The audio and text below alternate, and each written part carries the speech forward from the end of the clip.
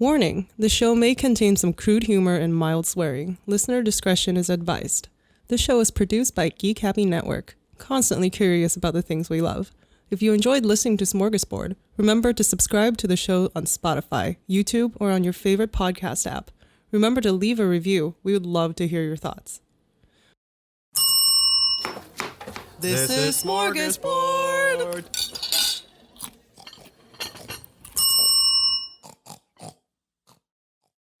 Welcome to Smörgåsbord, a show where we explore the rituals, myths, and all things strange about the world of food. I'm Mik, and here is my co-host, Angel.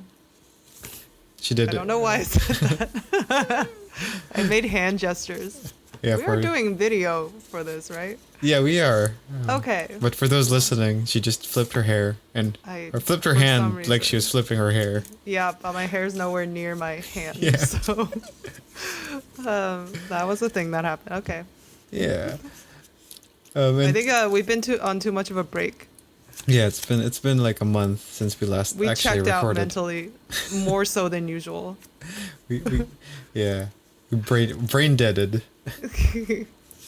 Well, we started kind of working again. Yep, that's true. In good news in Canada, I guess, is we are starting to work again safely. Safely. Yeah. As safe as we can be. Exactly.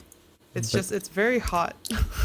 Yeah. My face, I don't envy people who have to wear glasses. Yeah. Because I don't, and I know it gets foggy real quick. Yeah, especially when you're wearing a mask and you're breathing because all the air goes up into your glasses. Yep. Which makes it hard to wear sunglasses too. Oh yeah, sunglasses. That's why I never bring them anymore. Fair enough. I'm just real squinty because it's really bright out. Fair enough. Yeah. Although we're supposed to cover our eyes too, our eye holes. Wait, from with like one right. of the sets, I was wearing a face shield the entire time. Oh wow. Have you tried to eat crafty with a face shield and a mask? I assume you don't do the traditional just directly to your mouth. I mean, I just forgot, and then I mushed some brownies onto the face shield. People were asking, did you just fall into mud? I just ate. It's worse. I ate poop. Yeah, good thing they had extras. Yeah, that's good. I didn't have to Windex my face. Oh, I thought you meant extra brownies. Oh, I mean they'd had extra brownies and an extra face shield. So. Okay, that's good. What are we? But today, we are traveling all the way to Spain to cover a celebration of food that, in my opinion, seems to only exist for a reason to party. I feel like we just did some party episodes. Yeah. Yeah, I think the last episode we did was the dead people episode. All right. The funeral what are we partying about? So we are partying for a little celebration called the Calçotada, which, what do you think is the food that's celebrated during the Calçotada? Burritos. Spanish burritos. Yeah. No, they are calçotadas. The calçotada celebrates a kind of green onion known as the calçot. Oh, which okay. Comes from that was way off. Not even close. Yeah, I don't think they even put green onions in burritos. Oh, maybe with a sour cream. Yeah, I don't think burritos are even Spanish. Right, there is that too. Yeah, calçots come from the Catalonian region of Spain. We're going to cover more about the origins of the calçot today, where on earth Catalan or Catalonia is, and all the foods and festivities that happen during the Calçotada. Nice. I guess before all of that, since it's been a while, what's in your palate? Eggs Benny. Ooh, homemade? Freaking! Are you kidding me? You think I can even boil normal eggs? Well, you cooked. We had that lunch party, and you made zucchinis. Oh, I did. That was a lot tasty. of zucchinis. Yeah. But that's not eggs. Eggs is higher on the difficulty scale. Yeah, fair enough. No, I went to there. Did you know there's like a garden terrace outdoors type sitting place at the art gallery where they serve you eggs Benny. No, as in like right by the amazing. square outside? It's like on the side of the art gallery. Like it links to the inside, and they have a little patio situation. What? No, I did So, not know that. It's really nice. You should check it out. Cool. They had Is it good Peking too? duck. They had Peking duck eggs Benny. They got fancy with their Wow. eggs Benny. So I got a salmon one, which was really good. And then my friend got the Peking duck one. She was all like, I just wanted eggs Benny. I'm like, no, you didn't. You wanted the duck one. Were they duck eggs on the Peking duck Benny? Oh, no. Unfortunately, they Ducks were make not eggs, duck right? eggs. Ducks do make eggs. They're a bird. Oh, we're back at this and we're still confused as ever. We don't know how things work. Nope. But anyway, eggs Benny with ducks Ooh. pieces, not duck eggs. Right. Nice. I've been eating goldfish crackers. Have we reversed? Because I'm usually the one that's eating like the saddest packaged stuff. Yeah, I went to a grocery and found goldfish crackers. It was like $3 for $4 or something. And you got And real excited. I got really excited. And I made the mistake of putting it beside my desk. So Oh, okay. in my week off, I have done a lot of Nothing goldfish but crackering. eat goldfishing? Okay. It's a good cracker to eat while you're watching the NBA playoffs too. So I figured, sure, why not? Goldfish crackers are my preferred crackers, even though I don't like crackers at all. They're as good But as if crackers I had can to, get. yeah, throw them in some soup, make Yeah. those fish swim. Oh, I've never. That sounds disgusting. It just makes them mushy. Ew. Yeah, I don't know why people put crackers in their soup. That's Yeah. just a weird. I, yeah. I mean, even when I eat the goldfish crackers, I try to chew them really quickly so it doesn't So they don't get mushy. get soggy. Yeah. Yeah, maybe that's another episode. Why do people put crackers in their soup? Because it doesn't make sense. Yeah, actually, that's a. Yeah, why? Yeah, why? All right, that's something to explore later. Yeah. But we're talking about burritos today. Yeah, we are talking about green onions. Okay. Okay, green onions. Yeah, or in Catalonia, they're called calçots. Before we get into more about the origins of the calçot, I figured we'd start with some calçot facts. Oh yeah. Yeah. I like facts. So one fact is that when you spell calçot, the second E is accented with a cedilla, which is the one that gives a little hook at the bottom of the C. Oh right, the little Yeah. tail. Yeah, the little tail. Apparently that way just to signify that you pronounce the C soft instead of hard. So instead of saying calçot, you'd say calçot Calçot. or something like that. The calçots are also part of the Arai. Okay, I'm gonna have like 5 tries at this. Amaryllidaceae. Amaryllidaceae. I can already tell you that's not family. right. Close enough. Oh, do you know the family? No, I don't. But that doesn't sound like Latin at all. Not at all. But essentially, in a less Latin form, it is just a family of bulbous plants. So Oh, like a Bulbasaur. yeah, because I mean, onions in themselves are bulbous plants because the onion itself is the bulb, I think. Yes. Yeah. So I wonder if anyone can eat like a tulip bulb. If I don't- anyone out there has eaten a tulip bulb, please tell me if it's good. Yeah. Tag us in our Facebook, I think. Oh no, we have a Instagram now. The Smörgåsbord. Yes. And tell Plug us it. about your tulip eating experiences. Anyway. I mean, you could, yeah. Looks enough like a shallot. But we are not liable for what happens when you eat a tulip, Oh, okay. even if you become super strong. You become tulip man. That's your superpower. You get tulips. You're just super talkative. That's your power. Oh yeah, that's the worst power. Lock him up. Yep. The calçot is also a kind of green onion, apparently, that grew from little sweet white onions, but then replanted. But nowadays, you could actually just buy special calçot bulbs. Visually speaking, a calçot is milder and less bulbous than onions tend to be, which makes it look more like a leek if you see it. Oh. So Cute. if you've never seen a little green onion or a leek, it would have little small roots at one end with a bulb there, and then a white stalk in the middle with dark green Leafy bits. in the end. Yeah. Yeah, I really like leeks. Yeah. Good. I don't think I've really tried a lot of leeks. Yeah, I've only had them in soup. Oh, Or like a dippy, soupy type of situation. a leeky soup. A leaky soup. Nice. Pretty good. Okay, I'm gonna have to try that out. Yeah. The calçot plant itself is rather small. It can grow as long as about 25 centimeters only, and a diameter of about 2.5 centimeters.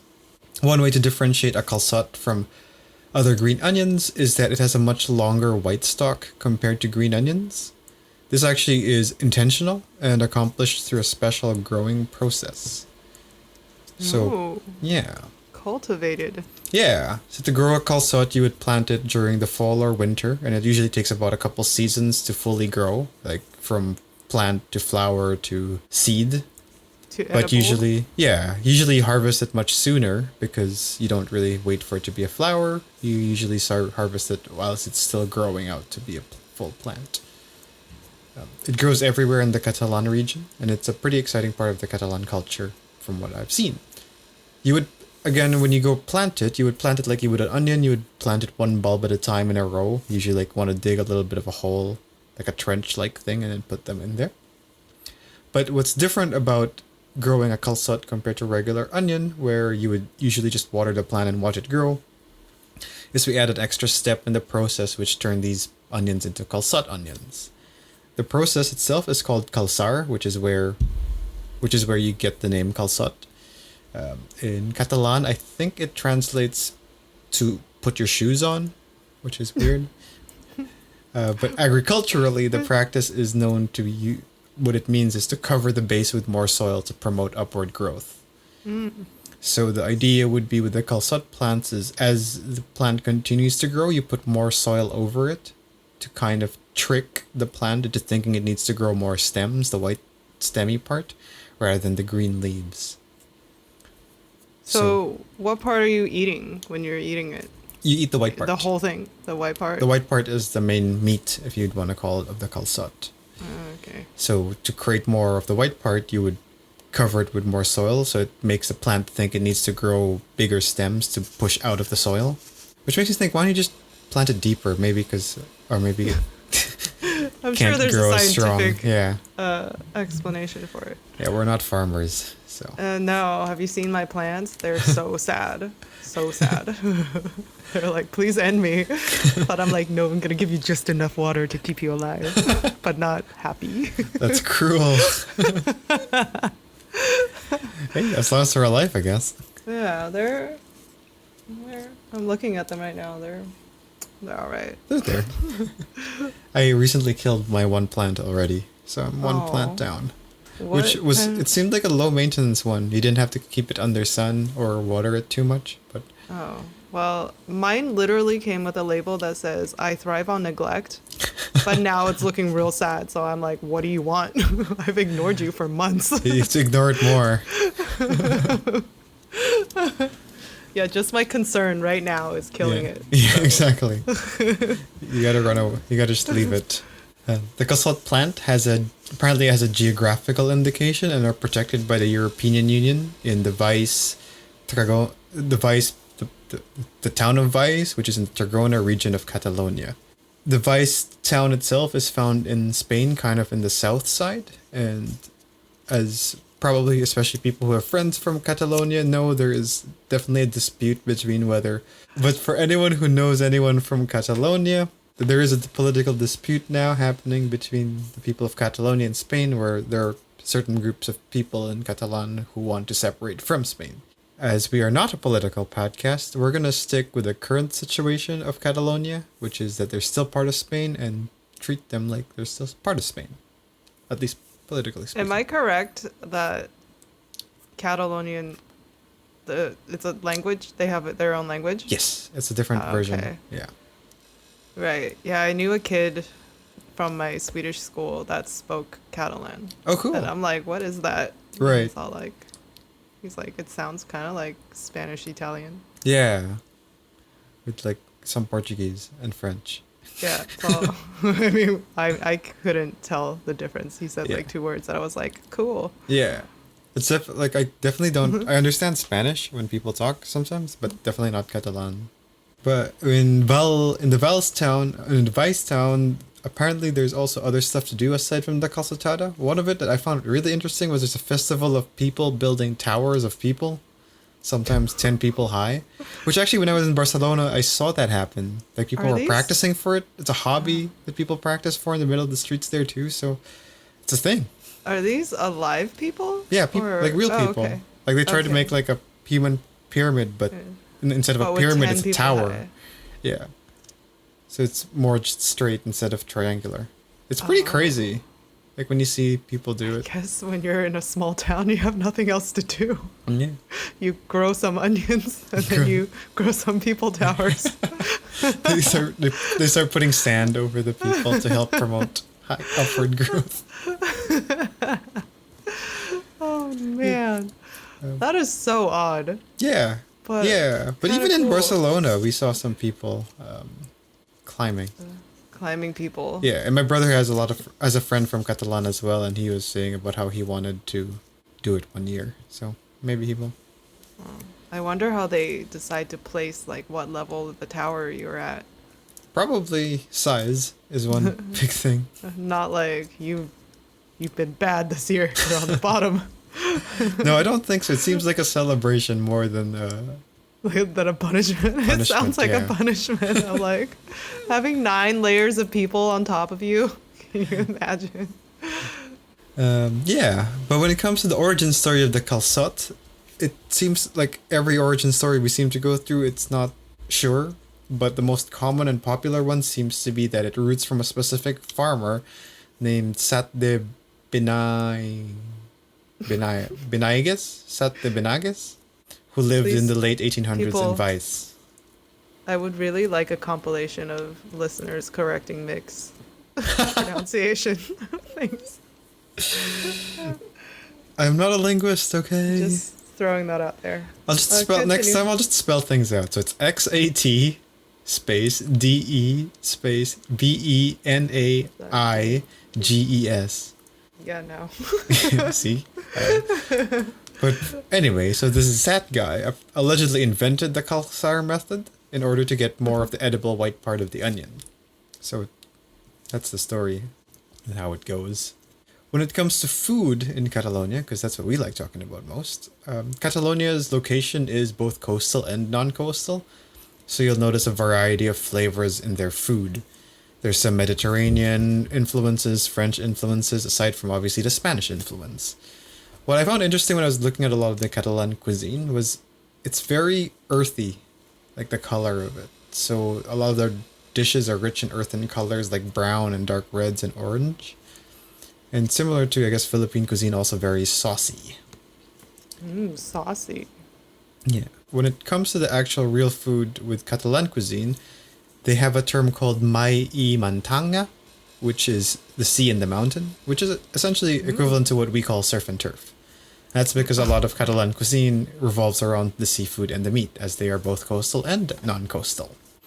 Mushrooms are also apparently a common ingredient, as aside from planting onions and climbing over each other, foraging for mushrooms seems to be a common hobby in Catalan. Another notable part of Catalan cuisine are sauces, like we mentioned. So you see very different saucy dishes or dips that accompany a variety of fish, meat, and vegetables. So different things. I'm very into this. I love saucy food. Yeah. I think if you Google Catalan cuisine, you'd love it. It looks like a bunch of... It's similar. It looks like almost Thai cuisine too, because there's a lot of curries. I'm gonna Google it or right saucy now. stuff. Oh man, I'm hungry. Yeah, they look good. Yeah, it looks super good. But another... We need a Catalonian friend. Catalan friend. Yeah, Catalonian. I think I have some. I just haven't You talked have to them in a some? while. Yeah. Import them. Let me go ask. Yeah, it looks like they have a lot of shrimp. Yeah. One other meat that Catalonians enjoy, which I think might be influenced from the French as well, is our snails, or what they call cargols. Escargot. Yeah. But not French. Yeah, but not French. They're often cooked in tomato sauce here with chorizo and garlic. And I'm pretty sure we did try this dish when we were in Barcelona. Oh, nice. What it's does really good. snail taste like? It reminds me of mussels, Oh, okay. if that makes sense. Yeah. No, I can see that. A fun addition that I also found out about Catalonian cuisine is they have a form of pizza, which they call a coca. And these are both savory and sweet.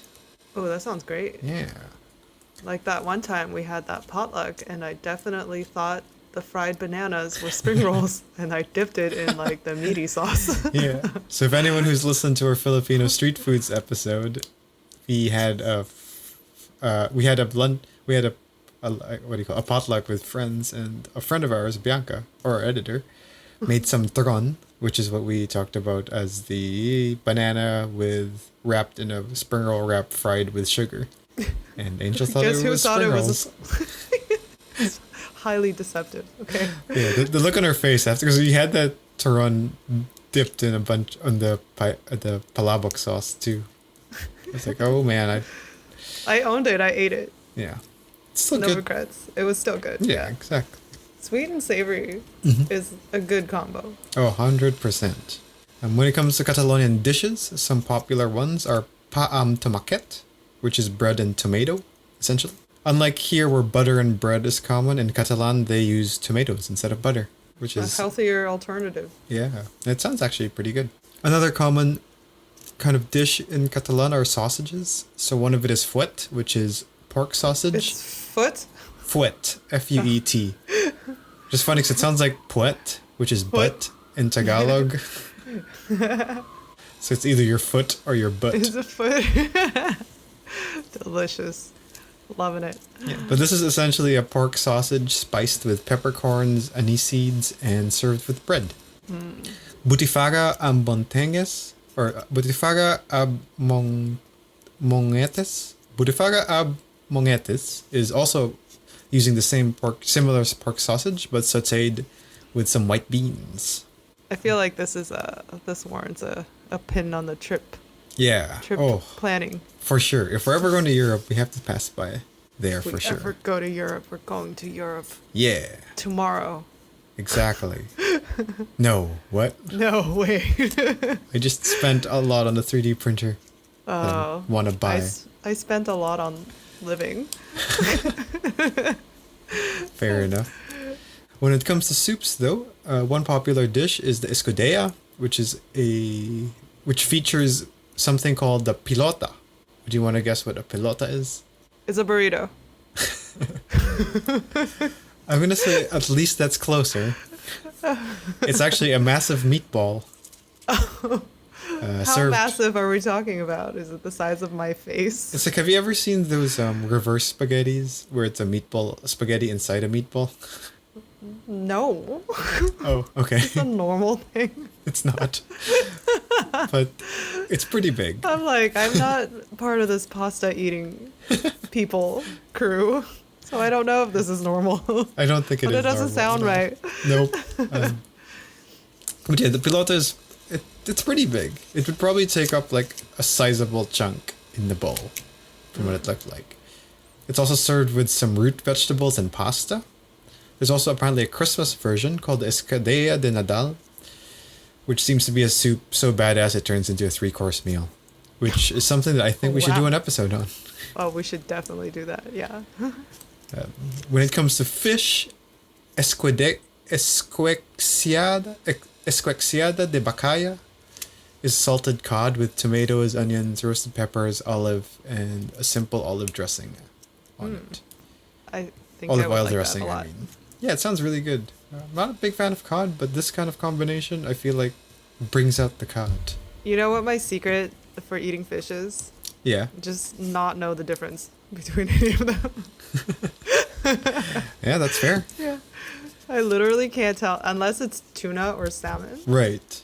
Anything outside of that, I can't tell the difference. Yeah, So- they also eat, as you mentioned, different kinds of meat. So fricando is a veal stew with mushrooms, garlic, almonds and parsley. Almonds. And what kind of Catalan episode would this be without a sauce example? And our sauce example is the popular romesco sauce, which sounds amazing. It has almonds, hazelnuts, roasted garlic, roasted tomatoes, dried peppers.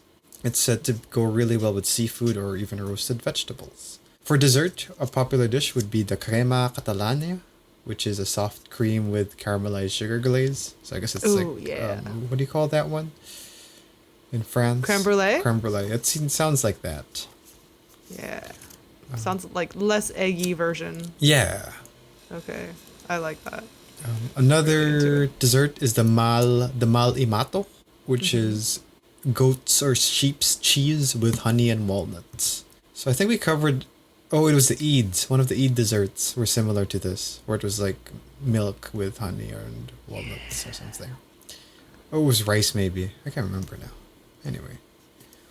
But yeah, so that's a little bit about Catalonia and their food. Their freaking amazing food. Man, Spanish food sounds so good all the time. Even the tomatina ones with paella. But yeah, so we're going to cover today more into the calçotada. So what exactly is the calçotada? For the most part, it's an annual event that celebrates the harvest of calçots by pretty much feasting and eating calçots. In like different dishes? No, just the calçots. Just by themselves? Yeah. Like raw? No, they cook it. Do they? Okay. But yeah, there's no like major festival that happens. People just start selling it. It's like the virgin... Oh my god, we're going back to virgin boy eggs. It's like a seasonal dish where it just comes up during a certain time of the year. We need better examples. Oh no. Yeah. We need to be more worldly. We can't always rely on the virgin boy eggs. Nope. So yeah, this happens during the calçot harvesting months, so during winter and close to spring. It's essentially a way to signify... winter. Yeah. It's a way to signify that spring is coming. So Good. November to April it's usually the months it happens. So when you see these virgin ground eggs, you're like, things are getting better. Yep, exactly. From what I understand, there's not really a big festival that happens. It's just an event, so it's a way to like hang out with friends, I guess. It's like, hey, we're having a calçotada. And then everyone comes in. All the people who are super antisocial come eat this root vegetable and then you can go home. Yeah, exactly. So if we look into what happens in the calçotada, that's it. You eat and drink, and then the central dish obviously is the calçot. So when it comes to cooking the calçot, to cook the calçot for this style would be using a grill that you put over a fire made out of sarmientos de viñedo, which is essentially just grapevine branches. Some wood or charcoal as well to add to the fire. These grapevines... Does it flavor it in a certain way? Like it does. Grapevines? Yeah. Okay. It flavors the calçots and anything else that you'd be grilling that day too, right? It's kind of like hickory, but not. Yeah, more grapey. More grapey. I don't know actually what grapevine branches taste like. Fire grape. Well, you know how like some incense smells real good until you actually set it on fire and then it just smells like burning. Yep. I'm assuming that's not what happens in this one, but who knows? Who knows? We gotta go there. Yeah, we gotta. It's almost November. We talk about November. traveling and we just can't. Nope, we really can't. Well, yeah, so after the fire in the grill is made, the calçots are then prepared by just cutting off the longer green leaves, because like we mentioned, the white stalks are the most desirable meat to eat. But they're usually left unwashed, as the bits of soil can add some flavoring, I guess, to the dish. Mm-hmm. The calçots are then added to the grill and cooked until its layer is essentially charred black. So the green and the outer layer is pretty much black by the time it comes out. Ooh, I like a good crispy. Yeah. Crispy crisp. Yeah. Then right when it comes out of the fire, you wrap these calçots into newspaper to just rest for a few minutes until it's ready. Yeah. Might be a traditional thing, but I think it's a way to also help it like retain the heat and cook the insides of the calçots more. You know the ink really adds to the flavor. Oh yeah, for sure. The calçots are then removed from the newspaper and they're usually served in terracotta tiles, which is a cool way to present this, I guess. Oh, sounds pretty. So because of the charring in the grill, your final product will look essentially black, but super tender and steamy inside because you let it warm out in the newspaper for a bit, and you eat it whole. But there is a specific way apparently to eat the calçots. Unfortunately for any listeners or any Janes out there, you probably can't eat calçots because we are eating the entire plant. But for everybody else, this is how you would eat a calçot. Nice. Hey, vegetarians. Yeah. Listen up. Listen up. You would hold the top of the calçot with one hand, and with the other hand, you'd start peeling off the charred black layer. We're demonstrating. For those listening in, we're demonstrating. Then you would dip the calçot in a It just looks like you're peeling a really big string cheese. That's, I think, what it feels would probably be like. Yeah. Then once you have it peeled off, you would dip it in salbixada sauce or romesco sauce, and twist it in the sauce as much as you want to get really that sauce into that calçot. Oh yeah, get it in all the creases. Yeah. Salbixada sauce is similar to romesco sauce, but specialized for calçots. As we mentioned, romescos go really well with some vegetables, but predominantly fish is usually or seafood is what's usually really good for. So salbixada is more designed for calçots. From what I see, the difference is really to just thicken the sauce with toast mixed with vinegar and garlic. So it's flavored toast that's put in to thicken the sauce. I'm assuming it makes it a little bit more sticky to the calçot because that way you could get more of the sauce. But anyway, so after you dip the calçot, you would hold the whole calçot over your mouth and lower it as you take a bite. And then This looks obscene. you would dip and repeat. So it's a dip, lower bite. Dip, lower. Dip and then dip into your mouth. Yeah, dip and dip until you finish the whole thing. For anyone who's first tried it, it's best to try this standing up first, I guess. And you probably should have a napkin or a bib. I'm all for bibs, man. Yeah. Always. Not just at Red Lobster, but Yeah. in life. Fair enough. It's like, why? I don't know. Sometimes a bottle of water just shows up and falls on me. It's like, Came out of nowhere. good thing I have this bib. Yeah, but then like around the bib, it's just sauce stain. Yeah. We need a big bib. Yep. Big kid bib. Yeah. I think for this one, you'll need a poncho. Yeah, one of those hairdresser cape. Yeah. things. To know that you've done it successfully, your fingers will be black from the char and orange from the sauce as well. It's a messy event. Everyone's out there to have fun. There's a lot of probably wine and drinking that happens, so everyone's just messy, and it's great. Yeah, I don't think you can have a festival of food without being messy. Yeah. Like, why worry about cleanliness when you're just enjoying? You're just here to eat, man. Exactly. Then you would, after eating your calçot, you could finish with some bread or some red wine or some cava, which is just a Spanish sparkling wine. Ooh. Usually the serving size, this is what blew me away. The serving size for people, how many do you think people would eat usually? 6. In a calçotada? 6. Try, I'll give you 3 chances. Oh my god. 12? Nope. 38. Around 20.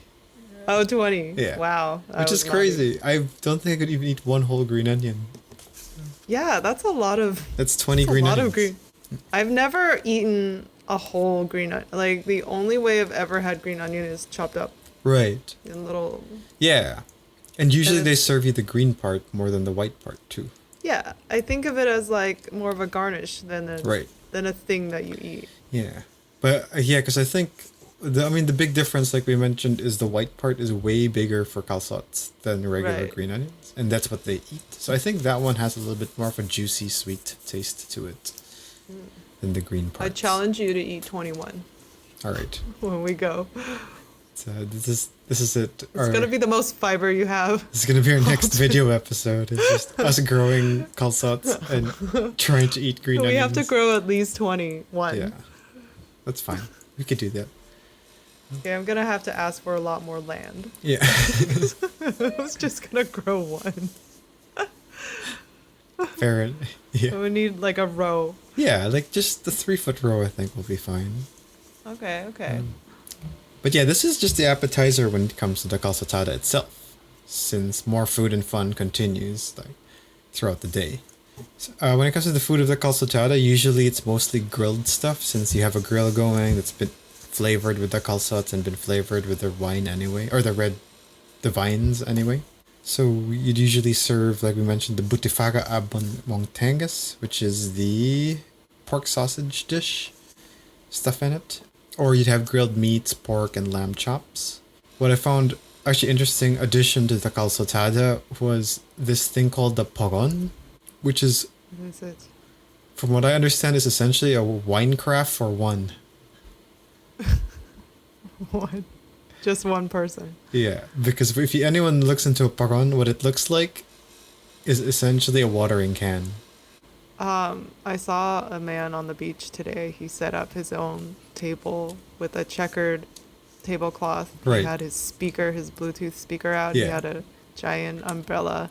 He had a carafe. Of wine? He Wow. also had his own grill, Dang, like a little mini grill. Like this guy had it set. that is goals right there. Yeah, he knew what he was doing. He Nice. was there to have fun. Yeah. So he By sounded himself. like he needed a poron. Yes.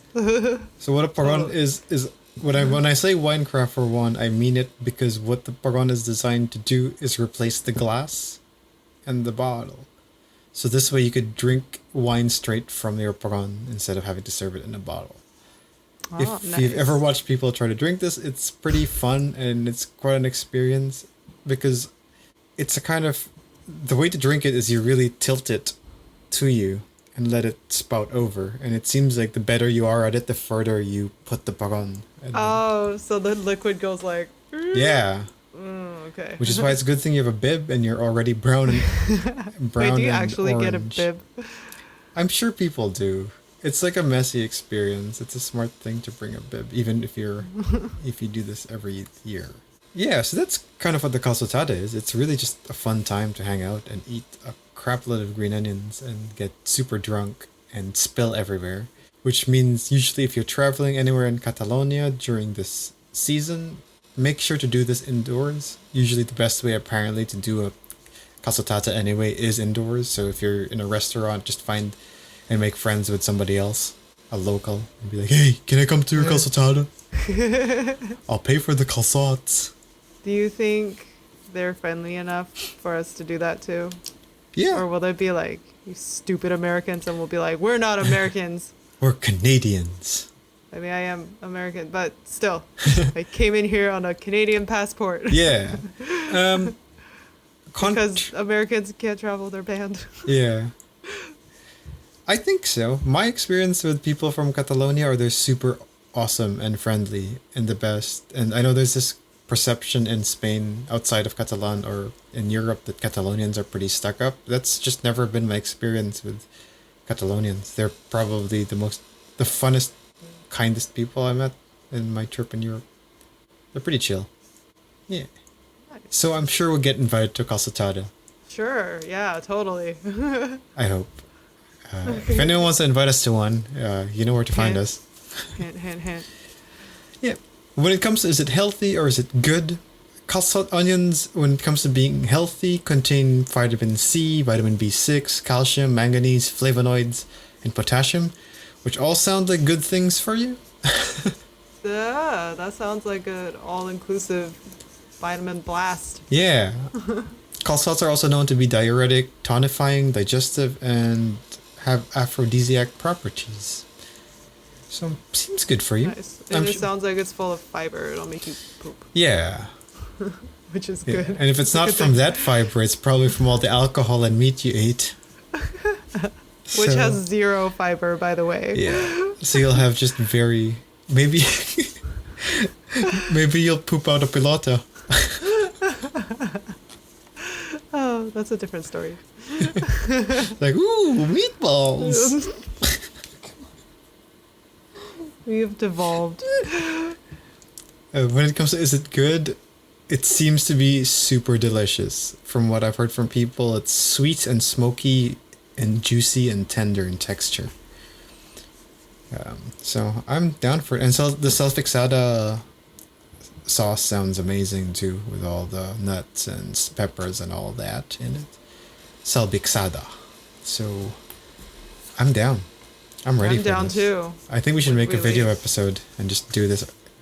This is Smörgåsbord travels in our minds. In our minds. It's just a 20-minute slideshow of pictures we found on Google. That actually might be fun. Yeah. So that's our episode in the Calçotada. Hopefully we'll give this a try. Yeah. Bye. Bye. Oh, wait. Oh, no, wait. We already said what we're eating. We did, yeah. Goldfish crackers. I haven't eaten that much. All right. Eggs Benny. Woo.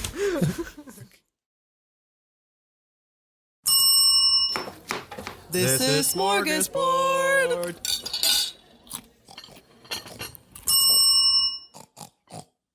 Have a ritual, myth, or something strange you want us to explore? Send us a message through Facebook at Geek Happy Network or email us at team@geekhappynetwork.com. We'd love to hear from our fellow Smorgies. This show was created by Angel Lin and Mik Narciso, hosted by Angel Lin and Mik Narciso, edited by Mik Narciso and Bianca Goico, logo and graphics by Angel Lin, music by Mik Narciso, and videography by Bianca Goico.